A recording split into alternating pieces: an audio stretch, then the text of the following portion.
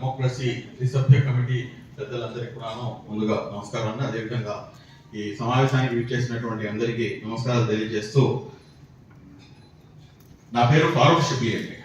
Minority హక్కుల పరిరక్షణ సమితి అని చెప్పేసి ఒక సంస్థ ద్వారా మైనారిటీలపై జరుగుతున్నటువంటి దాడులను కానివ్వండి, లేకపోతే రాజ్యాంగబద్ధంగా రాజ్యాంగం మాకు ఇచ్చినటువంటి ఏదైతే హక్కులు ఉన్నాయో వాటిని ఎవరైనా కాలరాస్తే కనుక వాటిని తప్పించడానికి ఒక సంస్థగా ఏర్పడి రాష్ట్ర వ్యాప్తంగా మేము పనిచేయడం జరుగుతుంది. ఇప్పుడు ఈ విషయాలు ఏదైతే ఇప్పుడు మాట్లాడేది, ఇది అసలు ఎక్కడి నుంచి మొదలు పెట్టాలి, ఎక్కడికి ఎండ్ చేయాలో కూడాను తెలియనటువంటి పరిస్థితి. అంటే మేము స్వయంగా యాజ్ ఏ మైనారిటీ హక్కుల పరిరక్షణ సమితిగా దాదాపు కేవలం ముస్లిం మైనారిటీలపై జరిగినటువంటి ఏదైతే అరాచకమైనటువంటి సంఘటనలు, పోలీసుల యొక్క దాష్టికం కానివ్వండి, లేకపోతే అన్యాయంగా పెట్టినటువంటి కేసులు కానివ్వండి, లేకపోతే ఎనీ అదర్ థింగ్స్ దాదాపు 85 ఉన్నాయండి కేవలం రాష్ట్రంలో. సార్ వీటన్నింటినీ కూడా అల్హమ్దుల్లాహ్ by the grace of almighty అల్లాహ్ సుబ్హానహు వ తఆలా we have faced those things.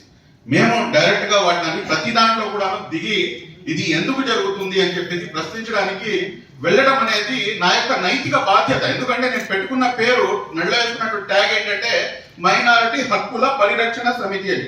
నా యొక్క మైనారిటీ సోదరులపై అఘాయిత్యాలు జరిగినప్పుడు నేను వాటిని ప్రశ్నించకుండా వాటిని పరిరక్షించడానికి నేను వెళ్ళలేనప్పుడు నేను ఇంకా ఆ పేరు పెట్టుకోవడం ఎందుకు, నాకు సంస్థ ఎందుకు అని చెప్పేసి మనం ప్రతి చోట కూడా వెళ్ళడం, పరామర్శించడం, ఇది తప్పు అని చెప్పడం జరుగుతుంది. అందులో భాగంగానే మీరందరికీ కూడా ఐడియా ఉండే ఉంటుంది సార్, అబ్దుల్ సలాం అని చెప్పేసి ఒక మొత్తం ఆటో డ్రైవర్ ఫ్యామిలీ అండి. అతనిపై ఒక సిఐ, నంద్యాలకు చెందినటువంటి సిఐ అతనిపై ఒక అబద్ధపు నువ్వు చోరీ చేసావు, నువ్వు దొంగతనం చేసావు అని చెప్పి అతనిపై అపనింద వేస్తే మొత్తం ఫ్యామిలీ మొత్తం కూడా సూసైడ్ చేస్తున్నటువంటి పరిస్థితి.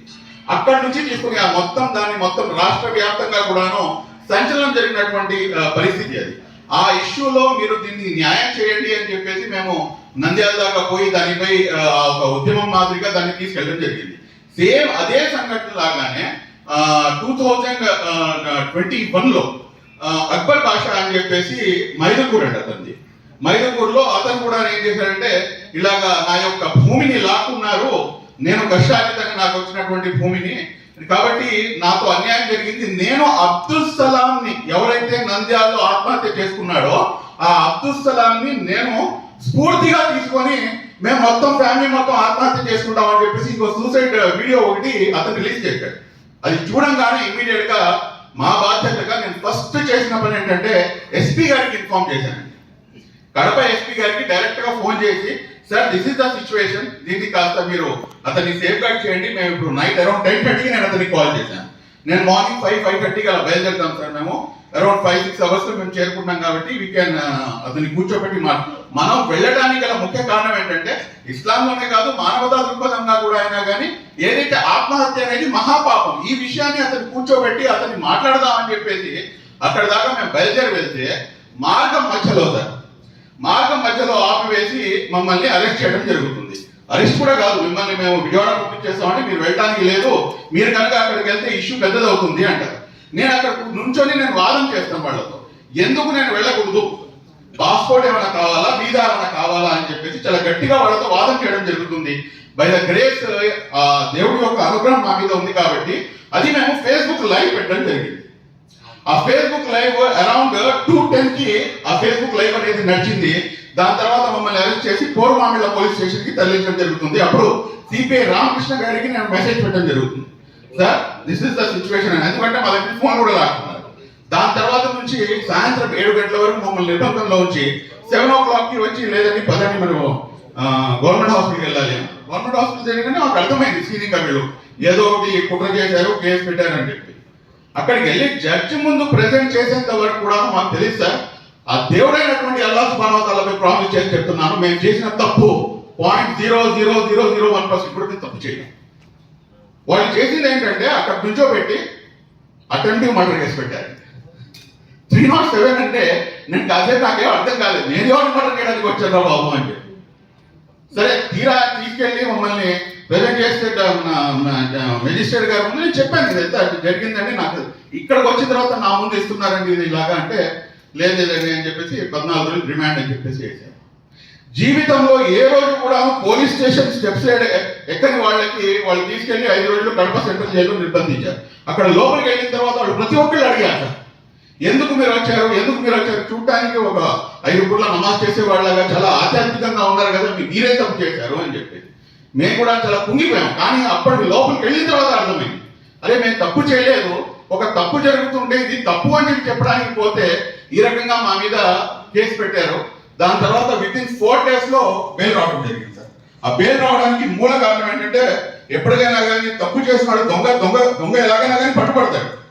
వాళ్ళు దాంట్లో మెన్షన్ చేసింది ఏంటంటే మేము 3 o'clock ఇతన్ని అరెస్ట్ చేశాము అని చెప్పేసి, అతన్ని మేము ఇంకో ఏదో అని చెప్పేసి సంథింగ్ చేశారు. బట్ మొత్తం కూడాను ఎవిడెన్స్ తో పాటు మొత్తం కూడాను సోషల్ మీడియాలో ఉండటం వల్ల ఇమీడియట్ గా జడ్జి గారు చూసి ఇది తప్పుడు కేసు పెట్టారు మీరు అని చెప్పేసి ఆయన ఇమీడియట్ గా బెయిల్ శాంక్షన్ చేయడం జరిగింది. దాని తర్వాత అక్కడి నుంచి మొదలైనటువంటి అంశాలు 1 కాదు 2 కాదు సార్. ఇప్పుడు ఈ అంశం ఏంటంటే నేను ప్రత్యక్షంగా నేను ఇక్కడ ఉన్నాను కాబట్టి నాపై జరిగినటువంటి ఏదైతే అత్యాచార ఘటన ఉందో అది మీ ముందు ప్రజెంట్ చేశాను. మిగిలిన 86 ఇష్యూస్ నేను మీకు ఎక్స్ప్లెయిన్ చేయాలంటే కనుక నాకు తెలిసి రేపు సాయంత్రం వరకు ఈ టైం వరకు మొత్తం ప్రతిదీ కూడా సమయంతో పాటు సందర్భంతో పాటు ప్రతి ఇష్యూని మొత్తం కూడా నేను చెప్పగలను. ఎందుకంటే ప్రతి ఇష్యూని మేము టేకల్ చేశాను సార్. ఇంతవరకు మాత్రమే కాకుండా సోషల్ మీడియా ఇది తప్పు అని చెప్పేసి చెప్పినందుకు ఇప్పటి మీద సోషల్ మీడియాలో 4 కేసులు సార్. అదేంటంటే మేము ఒకవైపు నుంచి మైనారిటీస్ అని చెప్పి మేము ఏదో ఒక ఇది తీసుకుందాం అన్న ఆలోచన మేము ఉన్నాం. రాష్ట్రంలో అందరూ బాగుండాలి, అందరితో పాటు మేము బాగుండాలి అన్నటువంటి ఒక దృఢ సంకల్పంతో ఒక మత సామరస్యం దిశగా అనేకమైనటువంటి సేవా కార్యక్రమాలు చేస్తూ ఉంటాం. అందులో చేస్తుంటే మాపై పెట్టే కేసులు పదే అంటే నా మీద 307 సెక్షన్ పెట్టినా కానీ నాకు బాధ అనిపించలేదు సార్.